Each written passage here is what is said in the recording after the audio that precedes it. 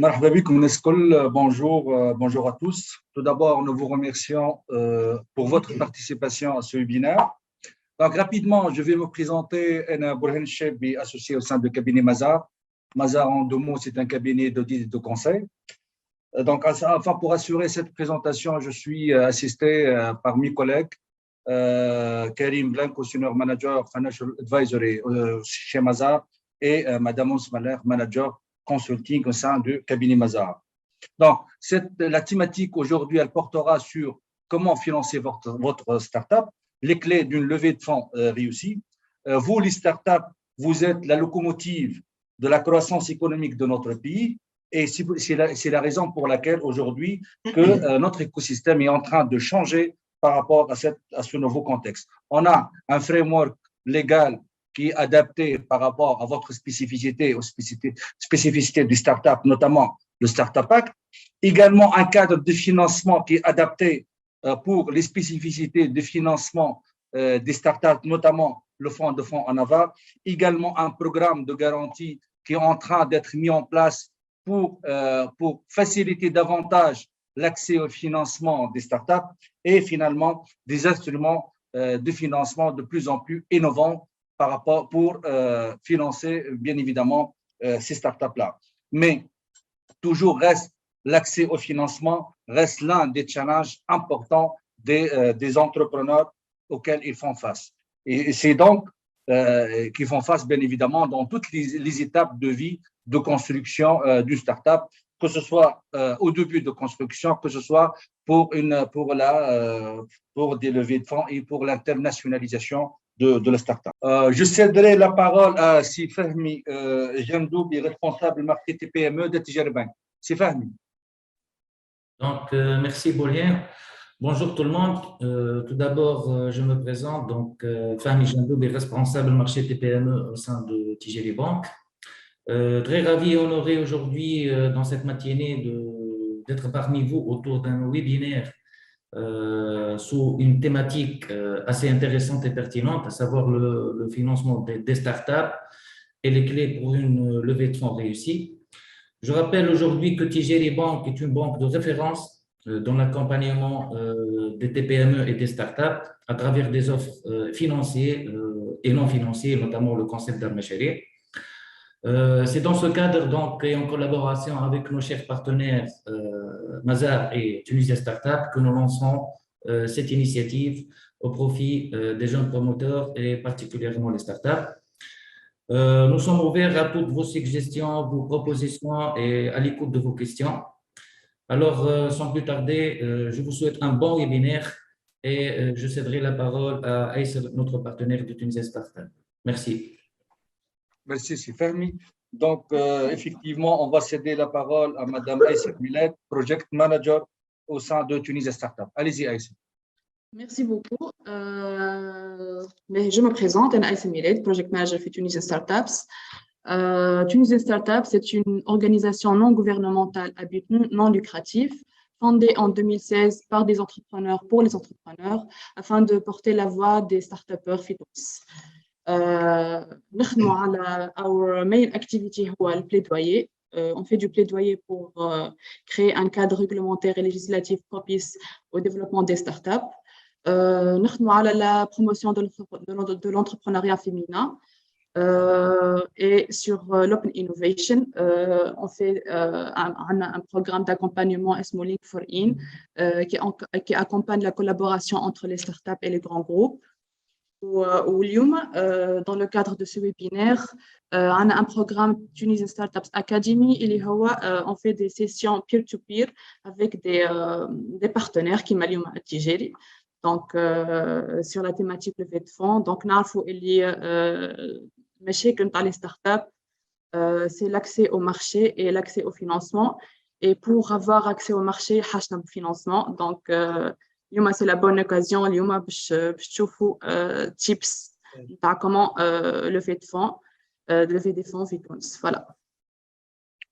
Merci, Aïssar. Effectivement, aujourd'hui, l'un des sujets les plus importants, des challenges des startups, c'est le financement, l'accès au financement pour bien accéder au marché. Puis, effectivement, le programme de notre webinaire aujourd'hui portant sur la thématique levée de fonds. Donc, cette thématique-là, au sein de cette thématique, on va présenter 5 parties. On va définir c'est quoi la levée de fonds. On va définir également et présenter les conditions pour réussir une levée de fonds.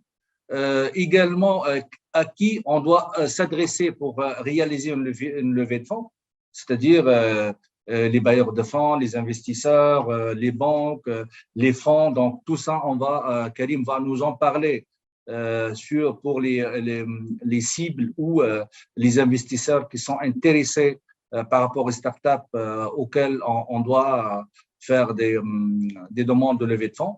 Également, l'avant-dernière étape sera réservée pour présenter les différentes étapes pour lever de fonds. Une levée de fonds doit se préparer. Donc, on va rappeler les différentes étapes pour bien se préparer, bien s'organiser et maximiser les chances de réussite d'une levée de fonds.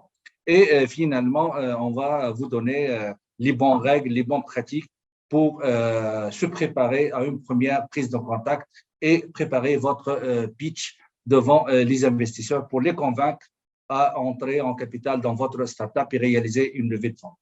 Et la dernière partie de ce webinaire-là, elle va être réservée pour les questions-réponses. Donc, pour les questions-réponses, vu le délai alloué à ce webinaire-là, on va collecter vos questions à poser au sein du chat.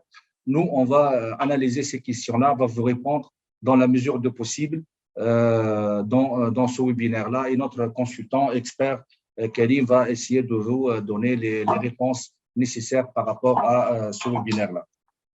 L'intervention de Samir. Donc, je céderai la parole à mon collègue Karim Blanco pour commencer sa présentation sur la levée de fonds. Allez-y, Karim. Merci, Burhan. Yatikum Saha pour cette introduction.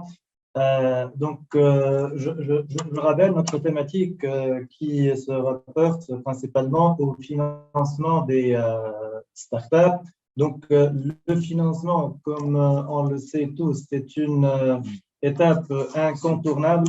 C'est une étape par laquelle passe toute entreprise, pas seulement les startups, mais au niveau des startups, c'est important parce que on arrive à un certain moment pour pouvoir développer notre produit, pour mettre en place notre société. Donc, on a besoin de financement. Et le financement, ce n'est pas une tâche évidente pour quelqu'un dont l'activité, dont la mission, c'est de s'occuper, principalement se concentrer principalement sur son activité.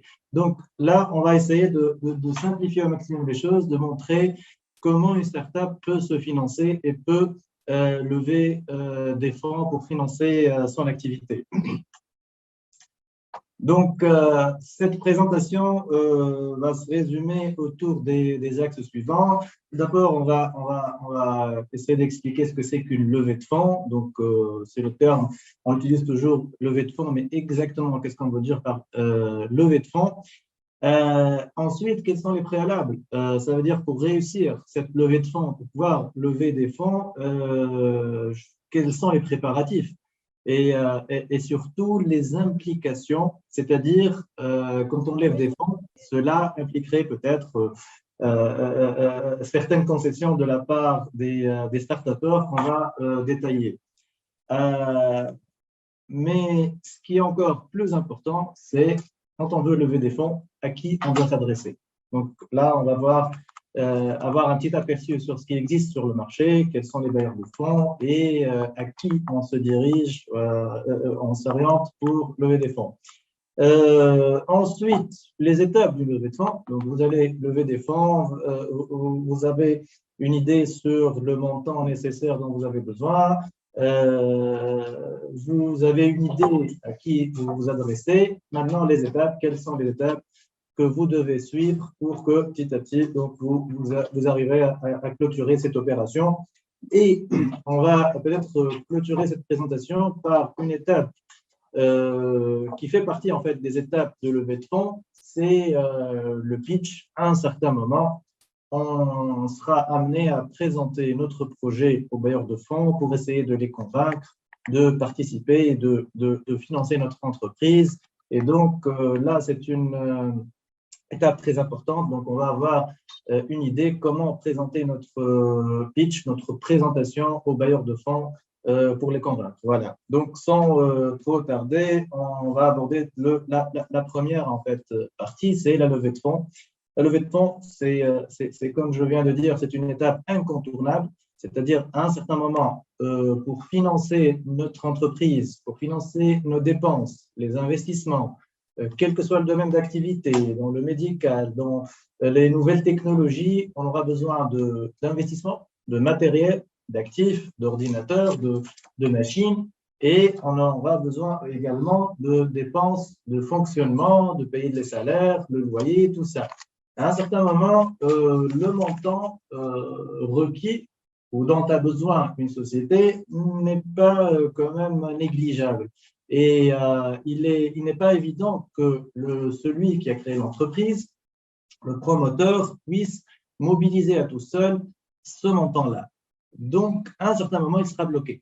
Donc, qu'est-ce qu'il doit faire? Il doit aller chercher ailleurs, chercher quelqu'un d'autre, des bailleurs de fonds, des entités spécialisées qui ont de l'argent, mais qui n'ont pas d'idées, qui ne sont pas, ou leur objectif n'est pas forcément de gérer des projets, mais ils sont là pour participer, pour financer, pour aider au financement.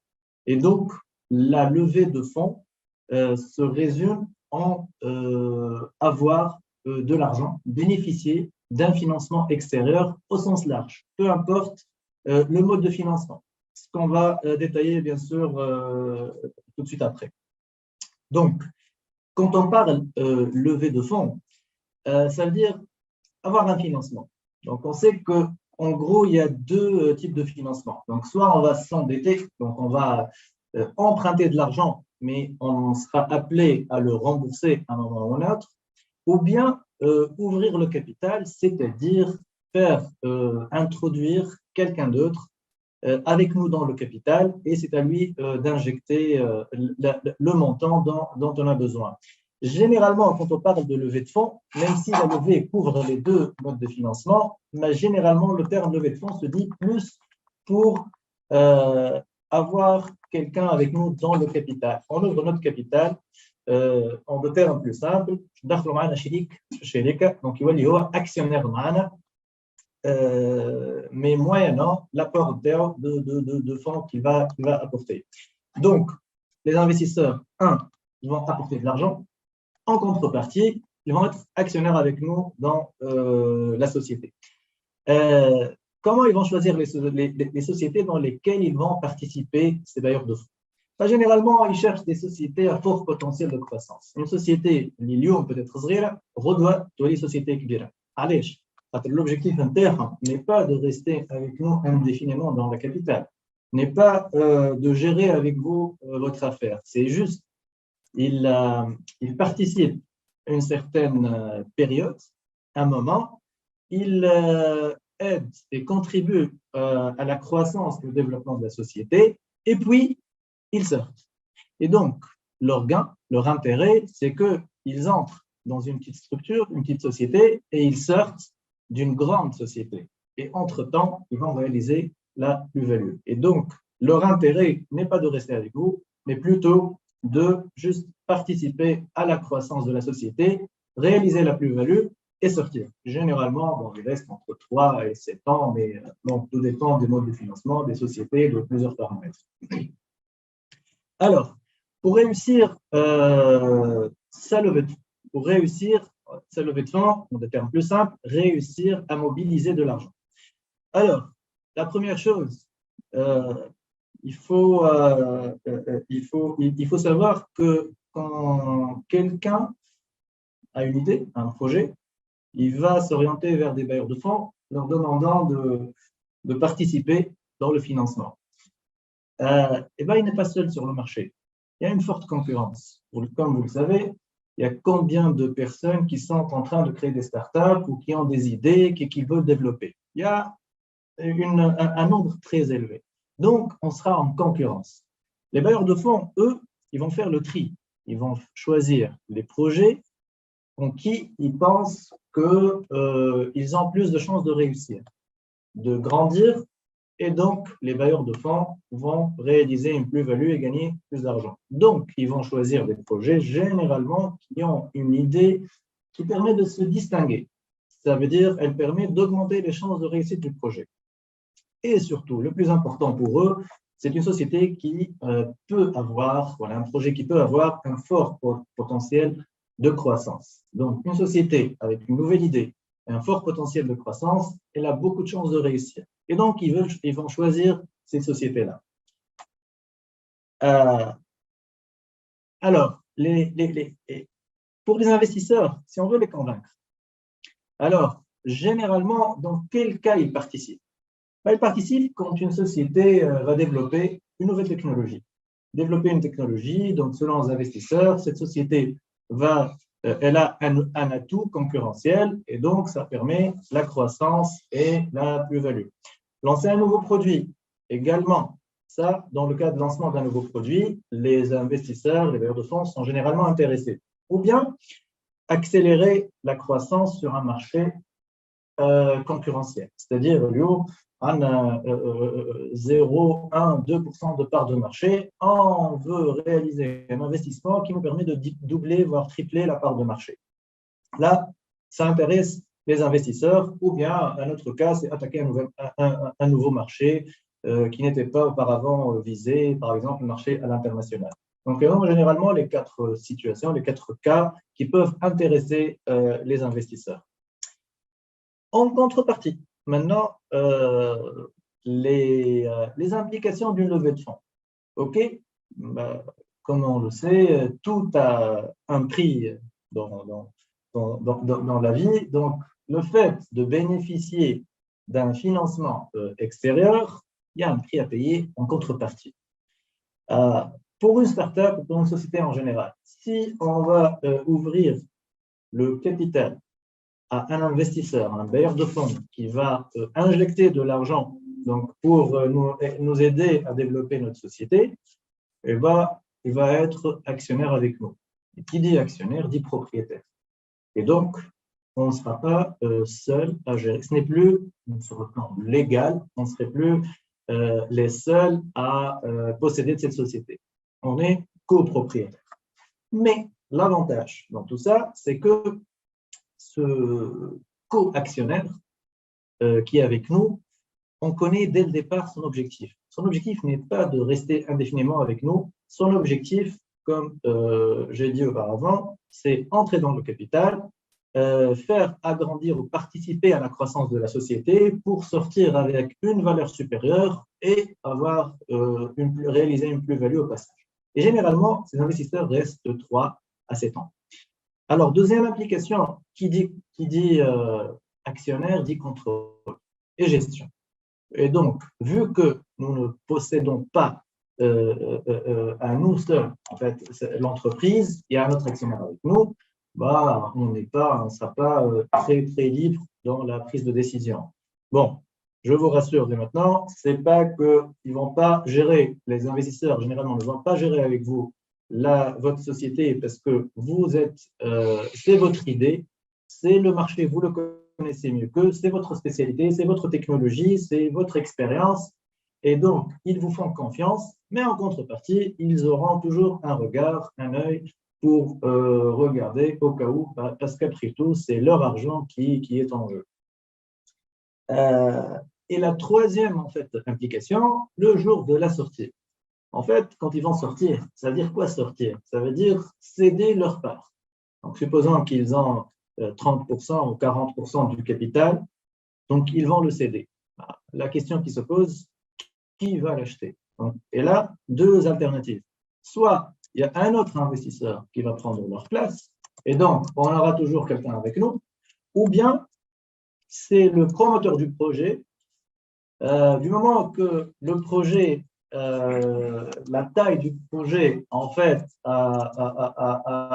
y a eu de la croissance et maintenant on parle de sociétés qui gagnent beaucoup d'argent et que le promoteur du projet initial a quand même maintenant les moyens, il peut lui racheter la part des fonds et redevenir actionnaire à 100% de sa propre entreprise. Alors, maintenant, je pense que ce point est important pour les promoteurs en fait, de projets. C'est OK, on est bien conscient que nous avons besoin d'argent, on est conscient des conditions et des implications de la levée de fonds. OK, on est d'accord, maintenant on veut lever des fonds. Alors, qu'est-ce qu'on fait? À qui s'adresser?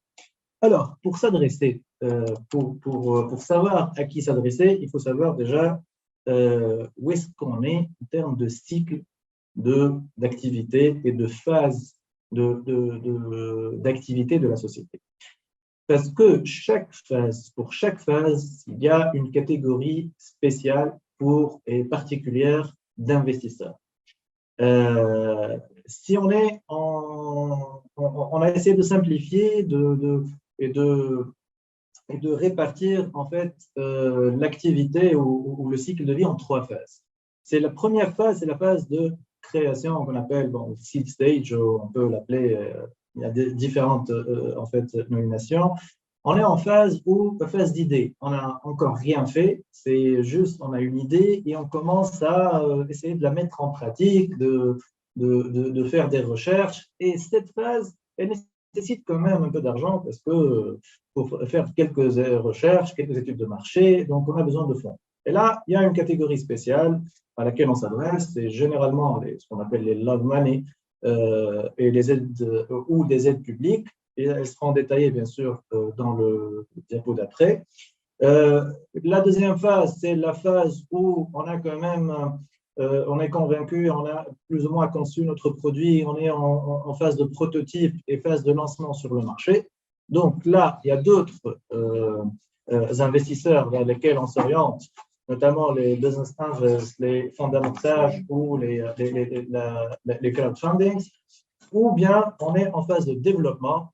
C'est bon, on a fini la phase de prototype, on a produit, on a commencé à vendre sur le marché, le produit il a du succès, mais on est de phase de production en masse ou phase de développement. Et là, on s'adresse à une catégorie qui s'appelle les investisseurs en capital. Voilà, on les voit plus ou moins en détail. Donc, pour la première phase, donc, il n'y a pas réellement de projet. On parle d'idées, de quelques recherches qu'on est en train de faire. Là, généralement, il n'y a personne qui va financer parce que même la structure n'existe encore pas.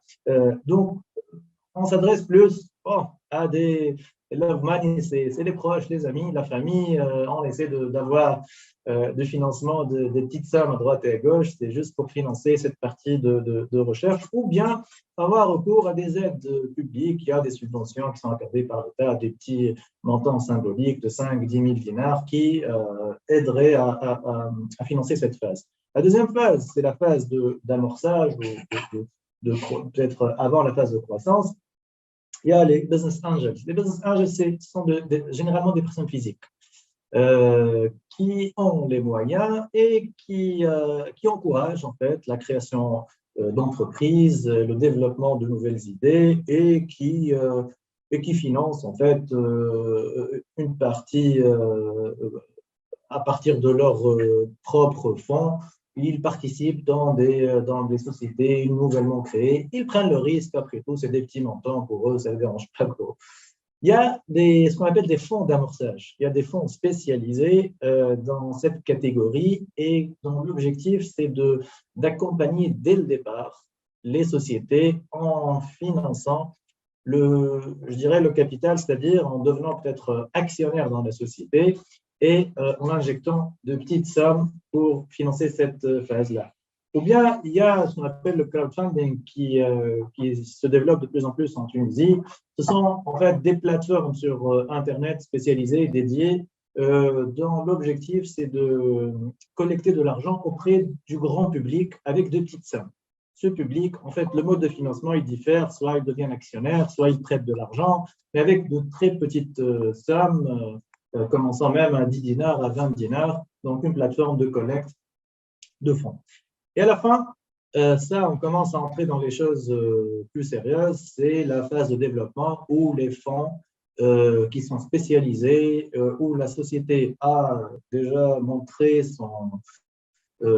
a commencé son développement, la vente de son produit ou de service, et elle est en phase de production de masse, de conquérir le marché. Donc, même au niveau des fonds, les sommes sont beaucoup plus importantes et ils peuvent aller de 50, 100 000 dollars jusqu'à 2, 3, 4 millions de dollars et même beaucoup plus.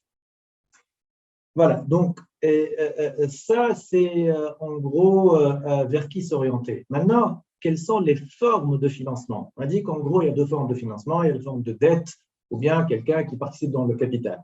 Là, on a voulu détailler un peu, c'est juste pour avoir une idée, quelles sont les formes de financement qu'on peut avoir. Donc, on a dit que dans la première catégorie, la catégorie A, où on est encore en phase de recherche et de conception du produit, généralement, il y a on se passe plus sur on finance cette phase par notre argent propre ou bien par des subventions. À l'instar, on le voit, il y a plusieurs subventions qui sont accordées même par des entreprises privées qui organisent des compétitions comme l'Open Startup Tunisia, le Samsung Trackfest, ou le groupe Orange qui décerne des prix aux meilleurs développeurs. Comme ça, c'est juste des subventions. C'est sous forme de prix, mais c'est des subventions qui ont pour but d'encourager les gens à financer la première partie de recherche. La deuxième partie, en bleu, les actions ordinaires, c'est le mode le plus courant de financement. C'est devenir actionnaire, ça veut dire on injecte de l'argent dans la société et on devient actionnaire avec vous. Et voilà. La troisième, et là, quand on avance, quand on est à un stade avancé de la phase de vie de la société, on arrive à une phase où le montant de financement devient de plus en plus important. Il y a des formes de dette. C'est juste, on prend des emprunts qui sont convertibles en actions. Ça veut dire, c'est quelqu'un qui nous prête de l'argent, mais qui, au bout d'un certain temps, il peut, au lieu de vous le rembourser, bon, vous avez le choix, soit vous le remboursez, soit vous le dites, après tout, bon, on a encore besoin de votre argent, alors qu'en dites-vous si vous convertissez cette dette en capital et vous devenez associé ou actionnaire avec moi et propriétaire dans le capital. Et donc, c'est une forme mix de financement entre la dette et entre prise de participation, devenir actionnaire dans le capital. Le crowdfunding aussi, on en a parlé, c'est un mode de financement qui repose sur le levée de fonds auprès du grand public. Donc, il y a généralement des plateformes dédiées sur Internet comme Fly, Sharpar, Crowdfund. Donc, c'est des plateformes qui mettent en contact généralement, qui collectent des fonds destinés à soit pour des associations, soit pour financer des startups. Les autres types de financement sont les financements classiques comme tout ce qui est financement bancaire, financement auprès des sociétés de microfinance, mais là, c'est un stade beaucoup plus avancé et quand la société, peut-être qu'elle sorte de la peau d'une start-up et devient une société plus ou moins importante. Voilà un peu les formes de financement. Donc, et avant, l'avant-dernière partie, c'est la partie en fait qui résume les étapes. Maintenant, on a bien une idée sur l'écosystème, sur comment se financer, sur le produit qui existe, vers qui s'adresser. Maintenant, comment on fait? Voilà, les étapes peuvent être résumées en 6, mais bon, voilà. Donc, la première étape, c'est commencer par établir une liste des investisseurs. Alors, les investisseurs, qui sont les investisseurs potentiels? اللي حكينا عليهم توا كل لازم نشوفوا اساميهم وين موجودين, comment les contacter. La deuxième étape, c'est présenter un teaser, une présentation qui résume le projet. On doit préparer un dossier de financement, déposer le dossier, chercher comment le déposer et la première prise de contact si on a la chance d'être contacté par l'un des fonds. Donc, la première étape qui consiste à établir une liste potentielle, Et ben, là, il n'y a pas de règle. Ben, on compte soit sur nos propres connaissances, notre réseau, je suis en phase, j'ai besoin de temps, vers qui m'orienter, des coups de fil à droite et à gauche, les connaissances, notre réseau de connaissances, et bah, c'est tout. Sinon, c'est Internet, on essaie de chercher un peu. Voilà. La deuxième étape, la préparation du teaser. Le teaser, en fait, c'est un document qu'on prépare.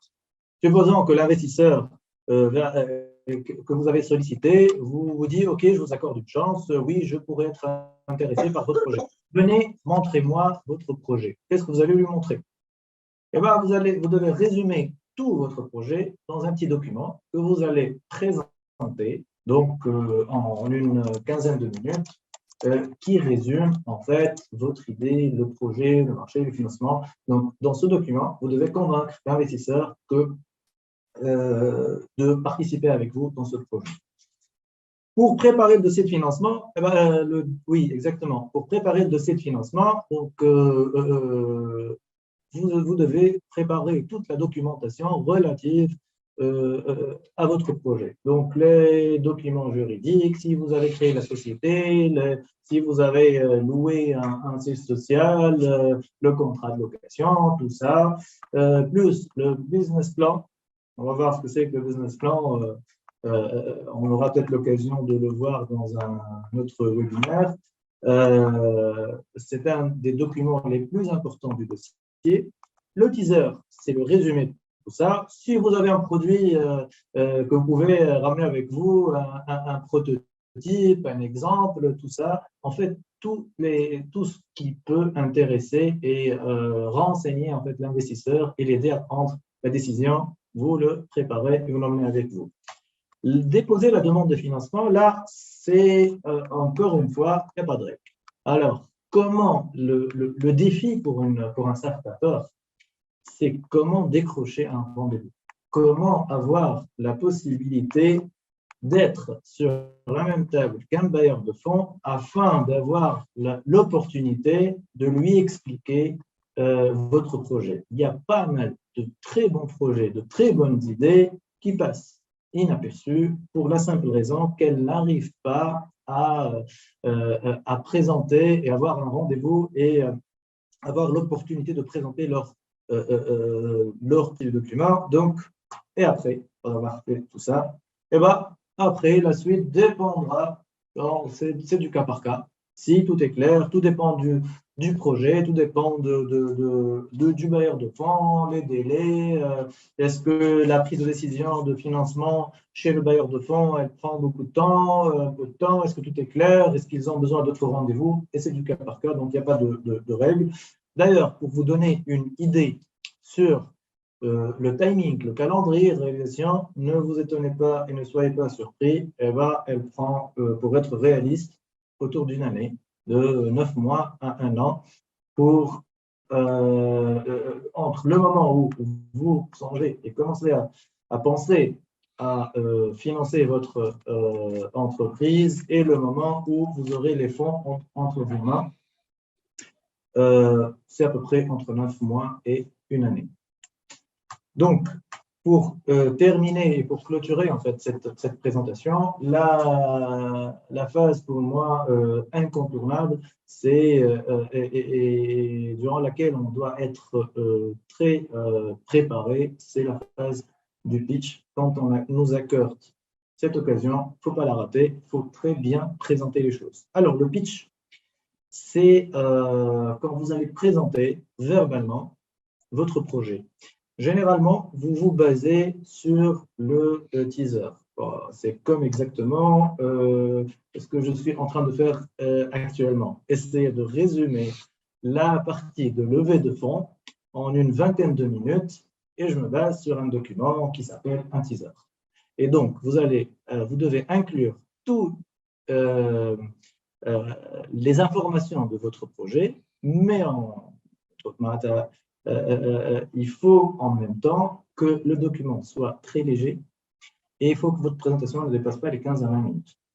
Donc, le but du pitch, c'est en fait, vous ne pouvez jamais tout présenter lors du pitch. Mais par contre, laissez les investisseurs, en fait, susciter leur curiosité. Les laisser, en fait, vous demander encore plus. Donc, c'est ça l'objectif du pitch, et montrer que votre projet est intéressant pour qu'ils soient convaincus, parce que c'est ça la finalité. Donc, généralement, il n'y a pas de méthodologie type quand on présente un pitch, c'est du cas par cas, mais en gros, généralement, l'enchaînement logique qu'on fait, généralement, c'est de commencer par susciter le problème. À partir du problème, dégager l'opportunité et vous montrer que vous avez la solution. Ensuite, la solution là, vous allez la mettre en place en un certain temps. Donc, vous mettez en avant le planning. Puis, ce dont vous avez besoin en termes financiers, c'est-à-dire votre investissement, il coûtera tant et donc vous aurez besoin de lever tant. Et à la fin, qui va gérer le projet? C'est l'équipe. Donc, rapidement, exposer le problème, commencer par le problème, montrer qu'il y a un problème, il y a un manque, il y a un besoin sur le marché, il y a un problème. Vous allez transformer le problème en une opportunité. Du moment où il y a un manque sur le marché, et donc le premier qui va combler ce manque, le premier qui va répondre à ce besoin, et bon, gagnera le marché, et donc il aura une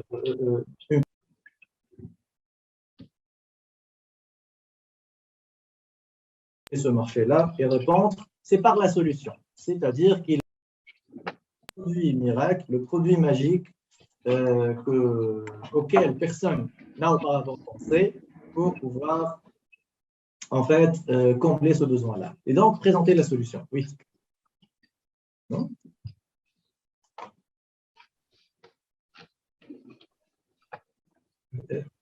C'est bon, vous entendez, Karim? Un écho, peut-être qu'il Il y a un écho, s'il vous plaît. Si Azem, il faut désactiver bon. votre micro. Voilà. Donc voilà. Donc, le problème, on le transforme en opportunité et on apporte la solution.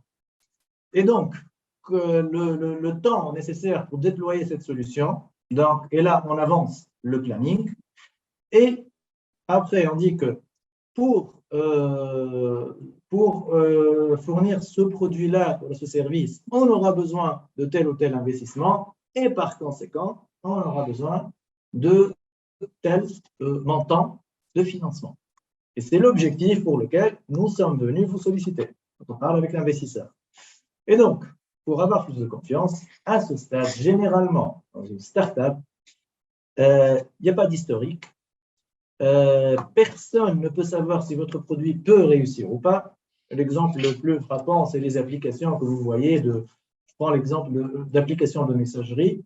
Il y a une infinité d'applications de messagerie dans le monde. Elles sont à 95% toutes similaires. Pourquoi telle ou telle application a pris un succès au détriment de l'autre? Et donc ça, personne ne peut le savoir au départ. Et donc, il y a il y a de fortes chances à ce que il y a une grande incertitude, je voulais dire, que pour savoir si votre projet va réussir ou pas. Alors, comment on va choisir quel projet financer? Les investisseurs se basent généralement sur la qualité de l'équipe. L'équipe, elle est généralement mise en avant dans une présentation pour dire que nous sommes une équipe expérimentée et nous maîtrisons notre produit, nous maîtrisons le marché. Et si on voit que vous vous inspirez confiance, eh ben, on finance votre projet.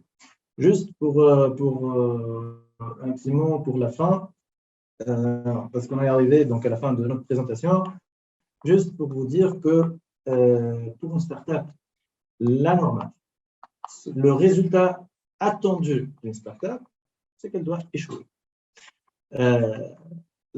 Si on voit les statistiques, les startups, généralement, 95% de taux d'échec, 5% de taux de réussite. Pourquoi je vous dis ça? Je dis ça parce qu'il ne faut pas abandonner. Donc, une startup échoue, c'est normal. Changez d'idée, transformez votre produit, votre idée, regardez pourquoi ça n'a pas marché et rejouez une autre fois. Mais si vous aurez l'opportunité, la chance de faire partie des 5% qui réussissent, croyez-moi, la croissance et la valeur de l'entreprise augmentera d'une manière exponentielle. Et donc, il ne faut jamais baisser les bras, il faut toujours courir vers de nouvelles idées et afin de peut-être arriver le jour où vous allez réussir, tout simplement. Et je vous remercie. Merci Karim pour cette présentation. Donc globalement, à mon avis, ce qu'il faut retenir, c'est qu'une levée de fonds, c'est un processus qui devrait être préparé dès le début. Également, Karim a mis l'accent sur la phase idéation et comment votre projet, votre idée va présenter une solution par rapport à une problématique. Et là, c'est un élément fondamental pour l'investisseur qui seront éventuellement ou potentiellement intéressés par votre projet. Également, l'équipe intervenante et les entrepreneurs, la qualité de ces entrepreneurs-là, c'est un élément important également pour réussir une levée de fonds. Peut-être Karim également, il a mis l'accent pour dire globalement, aujourd'hui en Tunisie, la levée de fonds se base essentiellement par les actions, c'est-à-dire on n'a pas encore développé peut-être de nouveaux instruments financiers plus ou moins adaptés par rapport aux startups, parce que généralement, une levée de fonds par des actions, l'entrepreneur ou la startup doit donner des concessions. C'est-à-dire aujourd'hui, c'est une nouvelle participation en capital, un nouveau management de gestion, c'est-à-dire la gestion, elle est partagée, la prise de décision, elle est partagée avec ces investisseurs-là. Également, le marché, il est en train de se développer. Il y a le fonds Anava également et la notion d'une nouvelle structure de capital risque qui est un peu différente des sociétés de capital risque classiques, notamment les SICAR. Aujourd'hui, on a les fonds d'investissement spécialisés qui sont des fonds qui sont refinancés par le fonds Anava. Également, il va donner une nouvelle dynamique pour le marché. Et récemment, Anava, elle a fait sa deuxième levée de fonds auprès de KfW. Donc, c'est un élément important qui va renforcer effectivement la naissance des fonds de fonds, ce qu'on appelle, et la naissance des Child Funds, les fils, c'est-à-dire aujourd'hui, à Nazouz, on a le 216, le Capital Fund de 216, c'est un fonds qui appartient au fonds Anava, qui est adapté aux startups dans une étape bien définie.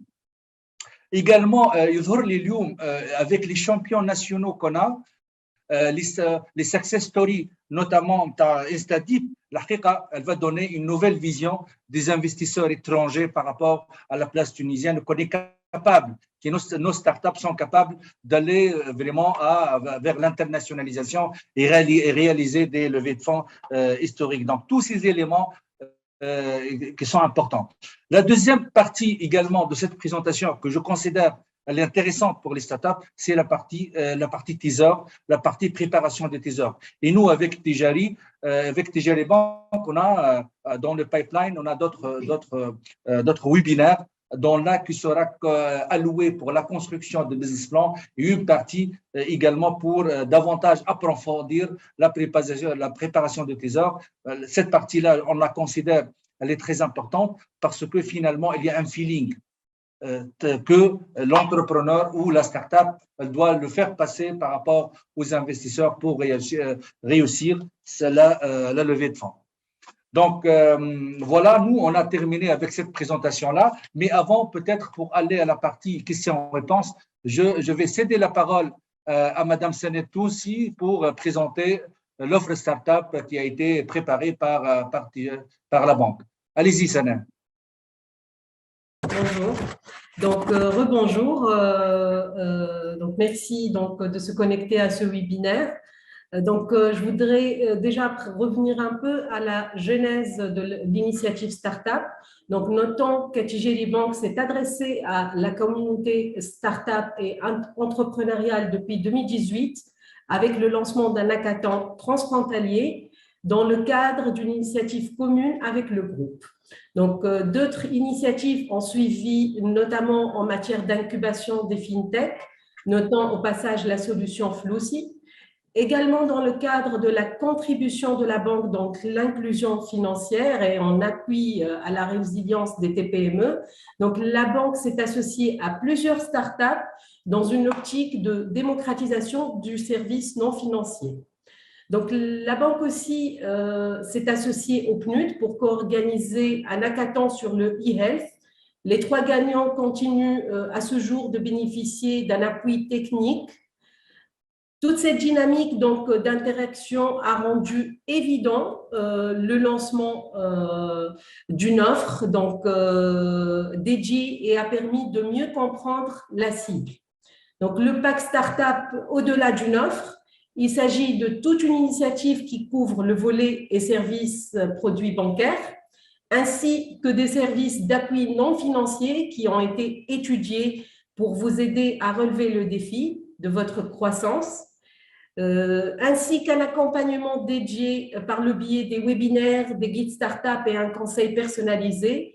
Et enfin, le volet formation grâce à des formations spécifiques entièrement gratuites à travers des guides, des cours et des sessions de formation interactives avec Dal Macharia pour accompagner les entrepreneurs et porteurs de projets. Donc, voilà. Donc, je passe à l'offre. Donc, le pack Startup, comme évoqué précédemment, est composé d'un univers de services bancaires, donc des produits de gestion de compte, un compte courant en dinars et un compte Startup en devises, la banque à distance avec Atijeri Real Time et Atijeri Mobile Tunisie, ainsi que 2 autres solutions de gestion de flux, Atijeri Cash Management et Atijeri Online Trade, comme produits optionnels à tarif préférentiel. Nous avons aussi des produits monétiques qui sont intégrés au niveau de l'offre, la carte technologique Startup qui est utilisable donc exclusivement sur Internet avec un plafond annuel autorisé de 100 000 dinars. Aussi, donc, nous avons la carte Corp International qui est un produit optionnel que vous pouvez avoir au niveau du pack à un tarif préférentiel. Vous bénéficiez également des réductions avantageuses sur des opérations nationales et internationales et bien sûr des services non financiers sur le volet qui porte sur le volet conseil, accompagnement, offres promotionnelles et… Sana, votre micro est désactivé. Je m'excuse. C'est bon? Donc voilà. Donc, revenons maintenant donc, aux services non financiers. Donc, grâce au partenariat signé entre la banque, des startups et des entreprises pour vous offrir donc, un large choix d'offres qui couvrent le volet technique. Je note donc le logiciel suiveur qui permet donc la gestion de bout en bout de votre activité avec une réduction la première année, la gratuité la première année de souscription. Aussi, Juridoc, donc, qui permet l'accès à une plateforme de consultation de documents juridiques. Enfin, donc, nous avons Tamwili Assist qui permet d'acquérir des logiciels donc, en prenant en charge 80% du prix du logiciel, plus une assistance qui s'étale de 6 mois à 1 an. Nous avons aussi, donc, grâce à notre partenariat avec Mazar, présent ici, donc, qui vous offre le volet informationnel avec des guides en français et en anglais qui seront bientôt disponibles. Des webinaires, donc cette série de webinaires, donc aujourd'hui c'est notre 2e webinaire qui porte sur différentes thématiques. Et pour terminer, donc nous avons le conseil personnalisé pour répondre à des questions spécifiques dans le cadre d'une consultation individuelle. Donc ce service est intégré gratuitement au niveau du pack.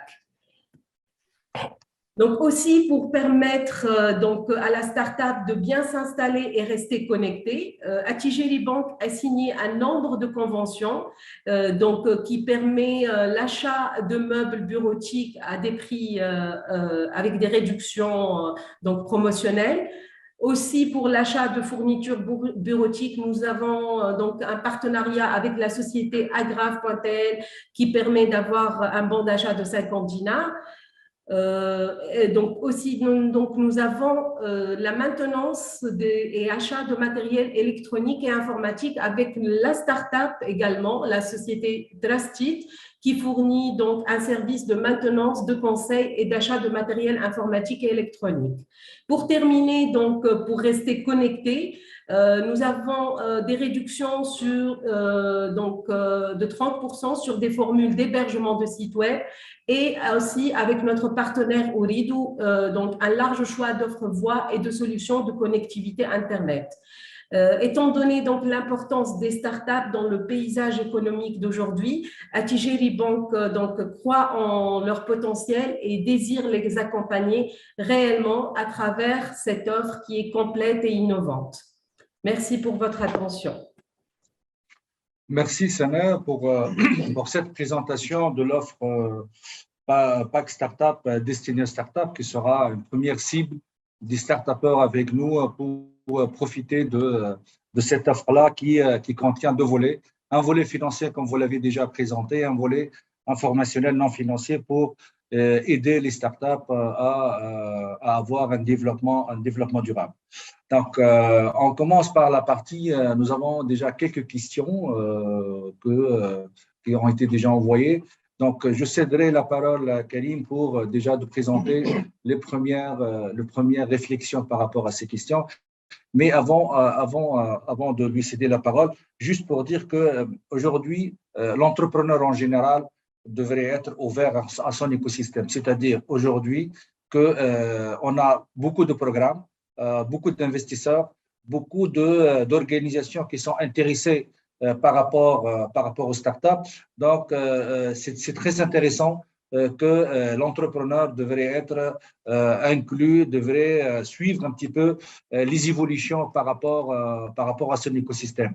Parce qu'il y a tellement de programmes, il y a tellement d'organismes d'appui, et là, l'entrepreneur en général devrait savoir à quel niveau son entreprise, son start-up, son organisation, elle est placée pour s'orienter vers les bons investisseurs, les bons organismes d'appui et ou les bons programmes. Donc voilà, allez-y Karim pour déjà commencer à donner les premières réponses par rapport à certaines questions qui nous ont été déjà envoyées au chat. Allez-y Karim. Merci Sboré. Donc déjà, j'ai eu trois thématiques, en fait trois questions. C'est questions sur la liste des bailleurs de fonds et une question relative aux startups et à l'étranger. Donc là, je vais parler un peu, donner une idée sur la relation avec des startups avec l'étranger en termes de financement, en termes de tout ça. Voilà.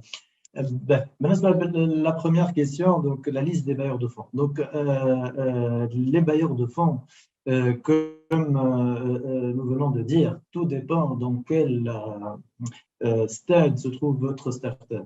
Il faut déjà savoir pour chaque stade, il y a un certain nombre de bailleurs de fonds spécialisés dans ce stade-là. C'est-à-dire, si vous êtes encore à la phase de recherche et de conception de votre produit, ou bien vous êtes en stade où tout a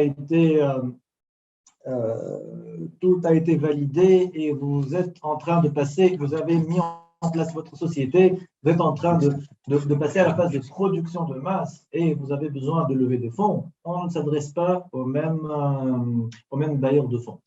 Mais juste pour donner une idée. Donc, il y a la première étape, le premier stade, site A, et généralement, donc phase d'idéation, création d'idées. Donc, généralement, il n'y a pas de…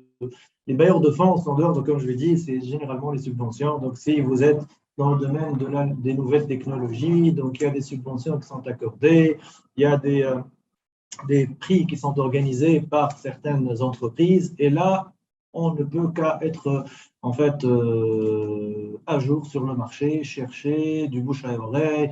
Ah, la société X dans la télécommunication vient de lancer un concours, la société dans la radio vient de faire appel à un jeu concours pour accorder des subventions.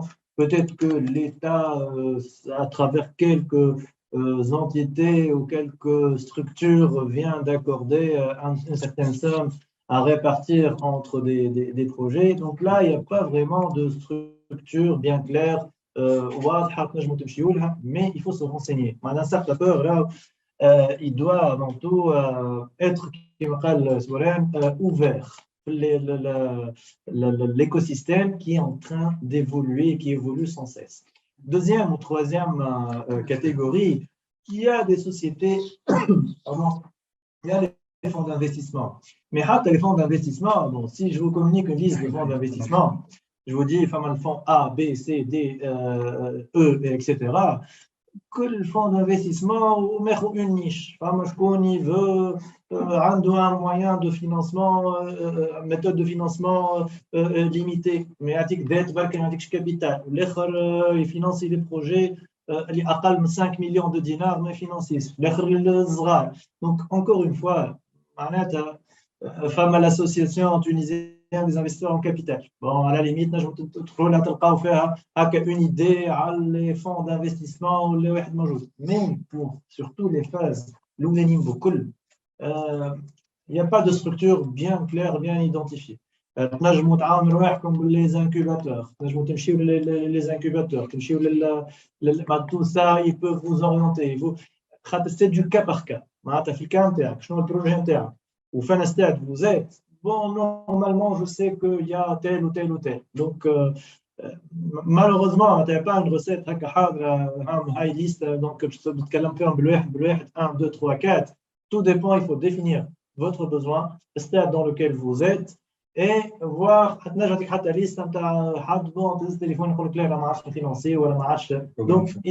donc il faut se renseigner. Malheureusement, il faut être toujours à jour sur le marché et avec l'écosystème, il faut le connaître très bien.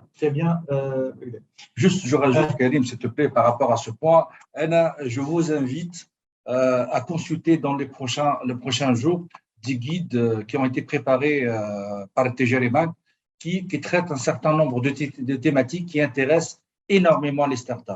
Dans les guides Hezouma, il y a les questions sur la réglementation de change, il y a une question qui a été déjà posée. Il y a la partie l'écosystème startup, là où on a essayé de recenser globalement les structures d'appui et les programmes qui sont disponibles sur la place tunisienne en fonction de la maturité de la startup. Ces guides-là sont en phase de dernière validation par la banque, qui vont être publiés, Inch'Allah, dans les prochains jours, qui sont en langue française et en langue anglaise. Et au niveau de ces guides-là, on vous invite, dès que leur apparition, on vous invite énormément de les consulter parce qu'ils vont vous aider effectivement à s'orienter vers certains programmes et certains bailleurs de fonds, investisseurs en général, qui peuvent financer votre startup. Mais elle dit dans une situation, dans un contexte bien défini. Toujours, il y a des programmes généralement à des durées de vie et donc c'est important que l'entrepreneur soit ouvert par rapport à son environnement, par rapport à son écosystème. Donc, pour ces parties-là, on vous invite dès leur parution de consulter ces guides-là qui vont vous aider énormément sur plusieurs thématiques qui concernent la start-up, la construction de business plan, la création de la valeur, l'écosystème, les programmes d'appui, les programmes d'incubation, la réglementation de change, la réglementation juridique et notamment les principales mesures de la loi Startup Act, la réglementation fiscale. Déjà, on a fait un webinaire pendant le mois d'été sur la fiscalité adaptée aux startups. Donc, on vous invite effectivement de consulter ces documents-là parce qu'ils vous résument effectivement, ils vont vous aider énormément pour orienter vos démarches pour réussir effectivement votre levée de fonds. Merci. Merci pour cet ajout. Je termine avec la deuxième question relative à la relation entre les fonds, les startups et les fonds étrangers, voilà l'étranger en général. Il y a beaucoup de fonds étrangers qui financent des sociétés en Tunisie. Et inversement, il y a des fonds tunisiens qui financent des sociétés à l'étranger. Le souci avec l'étranger, c'est que surtout avec les startups, peut-être on le sent encore plus, les startups, généralement, donc ils apportent de nouvelles idées, de nouveaux projets. Ils ont des services basés sur les nouvelles technologies.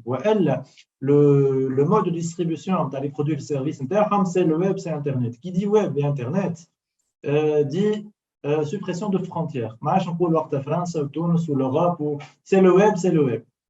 Le souci, c'est, comme vous le savez, je parle sous le contrôle de la banque, la réglementation de change FITUNS, pour certaines considérations et certaines raisons, n'est pas très flexible, c'est-à-dire on ne peut pas très facilement changer les dinars en monnaie étrangère pour pouvoir acheter et vendre les services à l'étranger. Quoique la réglementation le permet, c'est possible.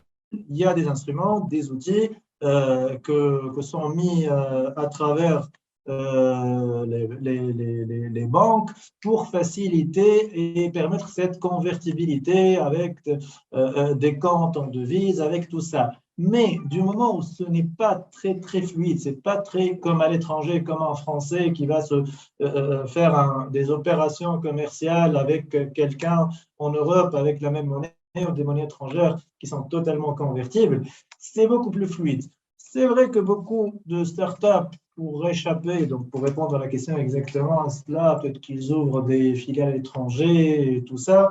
Bon, dans une certaine limite, ils peuvent peut-être, pour contourner ce problème qui, bon, ce n'est pas tout à fait un problème, mais je comprends.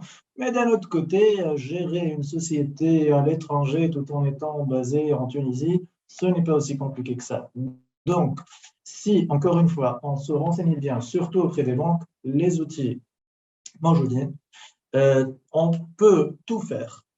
C'est vrai que peut-être qu'il y a des contraintes administratives, voilà, qui semblent compliquer un peu les choses, mais généralement, quand on est bien renseigné, on peut bénéficier de tous les instruments, de tous les outils et les avantages que la Banque centrale a mis pour éviter au maximum ces problèmes entre tout ce qui est financement étranger, local, export, import, tout cela. Voilà. Ma question, je ne sais pas si on va répondre. Je ne sais pas si on a encore le temps pour d'autres questions. Donc peut-être, Karim, pour les autres questions, effectivement, qui tournent autour de le montant de l'allocation et tout ça. Et là, tous ces éléments-là, ils sont bien discutés au sein du guide réglementation de change. Et je rappelle que ce guide-là a été commenté en fonction de la réglementation, notamment de la Banque centrale en vigueur. Et Inch'Allah, dans les prochains jours, il sera publié par TGL Bank. Et là, ça sera une bonne ressource et vous allez trouver toutes vos réponses par rapport à ces questions. Un autre point, c'est que tout à l'heure, Sana elle a présenté l'offre Pack Startup. Et là, il y a un conseil personnalisé. Donc, je vous invite à bien voir cette offre-là, ce pack-là, parce qu'il y a un conseil personnalisé où vous pouvez entrer directement avec les experts Mazars pour vous aider à trouver des questions par rapport à des questions que vous pouvez les rencontrer dans d'autres organisations. Et les équipes Mazars peuvent effectivement vous apporter les éclaircissements nécessaires et rapidement pour trouver les bonnes solutions. Donc, je pense qu'on a déjà terminé le temps alloué à ce webinaire-là. Je vous remercie énormément de votre participation. Également, on remercie les équipes de TGV Bank d'avoir organisé cet événement et également de réussir ce webinaire. Donc, je céderai la parole peut-être pour donner le mot de fin à Sana pour le closing de ce webinaire-là. Donc, merci à toutes et à tous. Vous avez été nombreux à se connecter à ce webinaire. J'espère que nous avons exposé une thématique qui touche vraiment donc, les startups et qui est importante à l'évolution et à tous ceux qui ont une startup et qui souhaitent donc avoir une levée de fonds réussie. Merci à tous d'être avec nous. Je vous dis à très bientôt pour un prochain webinaire. Merci.